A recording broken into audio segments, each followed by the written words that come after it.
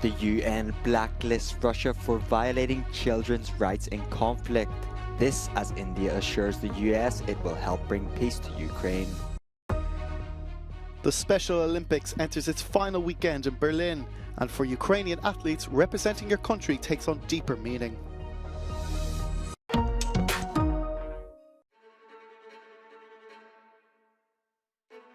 The prospects for recovering the remains of 5 passengers on board the Titanic-bound submersible that's likely imploded in the North Atlantic are uncertain. But for now, the US Coast Guard says rescue workers will continue to work to find them.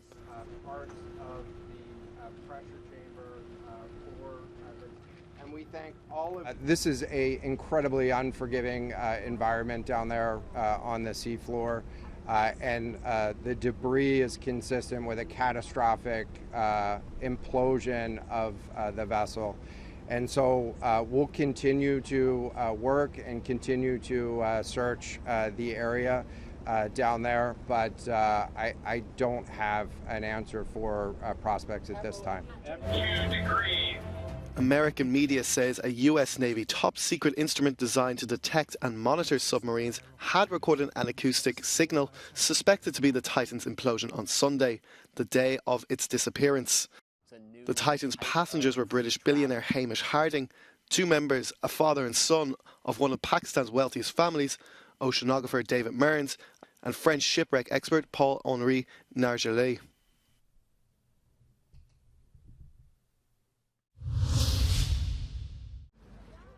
The UN has placed Russia on the list of those most responsible for the deaths of children in conflict. Russian forces have been accused of killing at least 136 minors since invading its neighbor.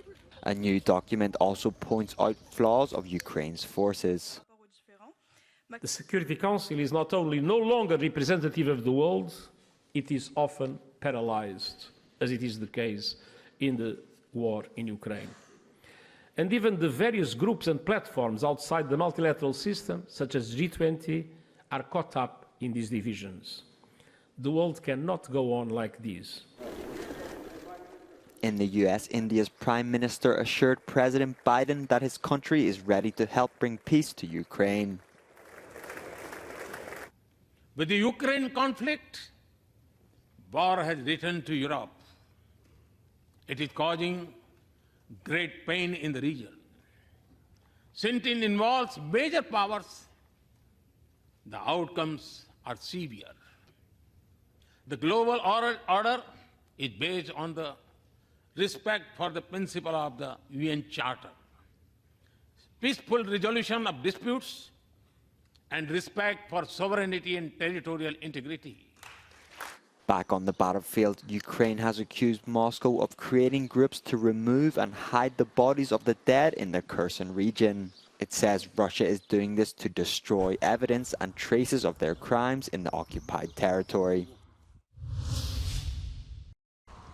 A court in Moscow has rejected an appeal by Wall Street Journal reporter Evan Gershkovich and upheld an earlier ruling that he must remain in custody until late August. The 31-year-old US citizen was arrested on espionage charges in March while on a reporting trip. Last month, the court agreed to keep him in custody until August 30th. Defence lawyers challenged the decision at Thursday's hearing, but the Moscow City Court rejected the appeal. Gershkovich and his employer have denied the spying charges. The US government says he's been wrongfully detained and is demanding his immediate release.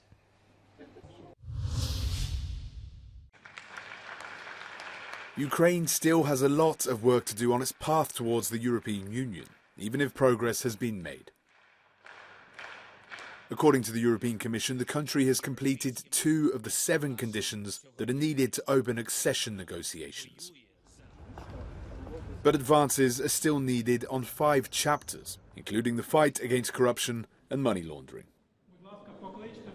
And there's also work to do to guarantee the rights of minorities and to reduce the power of oligarchs. Reaching out and inviting me. Ukraine now needs to build a credible track record of prosecutions and convictions and to ensure a steady fight against corruption. For this, Ukraine should take further systemic measures, in particular restoring the e-asset declaration system and implementing the adopted anti-corruption state program. The Commissioner for Enlargement updated EU ministers on the situation during a meeting in Sweden, where he also spoke about the two areas where Ukraine has already delivered.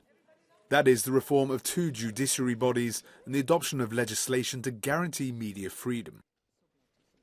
The European Union declared Ukraine as a candidate country last year, but must still decide if and when to open negotiations, a step that could be taken in December if the 7 criteria are met by then.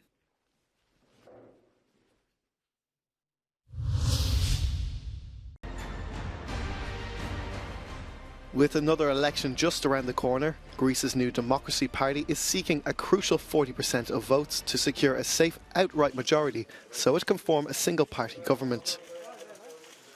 After a big defeat in the first elections, the main opposition party, the leftist Syriza, is facing another potential loss, and this time it could be a bigger margin. Εγώ εκτιμώ ότι η Νέα Δημοκρατία θα είναι αυτοδύναμη με 160 έδρες, ανεξάρτητα από το πόσα κόμματα θα μπουν μέσα ή όχι. Ποσοστά, προσωπικά πιστεύω ότι θα είναι πάνω από το ποσοστό της και ο ΣΥΡΙΖΑ ελαφρώς κάτω. Γιατί λειτουργεί το σύνδρομο του ηττημένου, δηλαδή είναι πολλοί ψηφοφόροι του, είναι απογοητευμένοι βλέποντας ότι δεν υπάρχει προοπτική εξουσίας και αυτός παίρνει κάτω μπάλα σε αυτή την ιστορία. The challenge for New Democracy depends on how many minor parties will manage to enter the Greek parliament. Αναμένουμε εκπλήξεις στα μικρά κόμματα, μπορεί να μπουν και 7, το 8 δεν το βλέπω. Δηλαδή σαφώς δεν νομίζω ότι ο Βαρουφάκης έχει χάσει και αυτό το τρένο και οι Σπαρτιάτες που είναι το άλλο δεν πρόκειται να μπουν. Τουλάχιστον αυτό βλέπω αυτή τη στιγμή. The pre-election period will end on Friday night with final rallies for the parties. Σε αυτήν την σύντομη προεκλογική περίοδο κυριάρχησαν το θέμα του μεταναστευτικού, ιδιαίτερα μετά το τραγικό και πολύ νεκρό ναυάγιο στην Πύλο, τα οικονομικά ζητήματα, τα οποία αποτελούν πάντα πονοκέφαλο για τους ψηφοφόρους, αλλά και το θέμα της μουσουλμανικής μειονότητας στη Θράκη, για το οποίο υπήρξε έντονη αντιπαράθεση μεταξύ των δύο μεγαλύτερων κομμάτων. Από την Αθήνα για το Euronews, Φέη Δουλγέρη. Shortly after Russia's full-scale invasion of Ukraine, teacher Martina Bednarova told children at her elementary school that there was no ongoing war in Ukraine. They were also told that Ukrainians have been murdering, burning and skinning Russian citizens since 2014. Třeba tím prohlášením, že v Kyjevě se nic neděje. Přitom Kyjev byl od 25. února hlavním terčem těch útoků. The pupils, however, recorded her statements and the teacher was dismissed from the school. She was later charged by criminal prosecutors and has faced trial accused of denying and justifying genocide. Vy zřejmě také nerozumíte mluvenému slovu, co? Když říkám, že se nebudu vyjadřovat a že děkuji vám, tak to znamená, že jsem tímto skončila. Díky. Paní učitelka je spíše oběť ruské válečné propagandy, různých konspirací a uvěřila tomu natolik, až začala to zatahovat do školy a vtloukat to do hlav těch dětí, což hodnotím jako nepřípustné. The court ruled that the Defendants Act was not a crime and that being fired was punishment enough. The school has declined to comment on the case. No tak asi byste měli gratulovat, že jo? Paní učitelka ztratila už kontakt s realitou a to je samozřejmě problematické, aby někdo takový ty děti učil. Asi by bylo špatně, kdyby někdo, kdo učí fyziku, tak hlásal to, že je placatá země. Obviněnou Martinu Bednářovou, která vždy popírala svoji vinu a tvrdila, že šlo vždycky o její názor, soud osvobodil. Naopak žalobce se bude odvolávat. Jiří Skáncel, Euronews, Praha. The Special Olympics enters its final weekend in Berlin. But for Ukraine's team, it's already been a major win. That's Vadim Kadysichenko. He's watching his son Andrei's 50-meter breaststroke race when he won bronze. Маленький привід для радощів, для людей в Україні. Вони бачать наш український дух, і вони бачать, що ми не здаємося, як мої сини. Vadim's family fled from Ukraine to Germany in March last year. That included Andrei's twin brother Nikita, who also swims competitively. Soon after they arrived in Germany, Vadim looked for a place for his sons to practice because he said swimming is so central to their lives.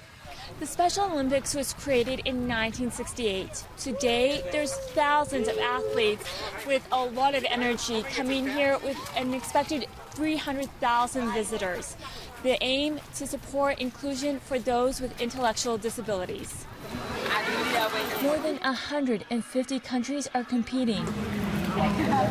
Ukraine's team had to overcome some extra challenges to get to the games. Some sports facilities were damaged from the war, making practice more difficult.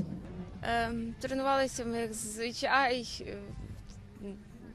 Війна нам не мішає. Ми продовжуємо далі розвиватися, тренуватися і так само удосконалювати свій талант.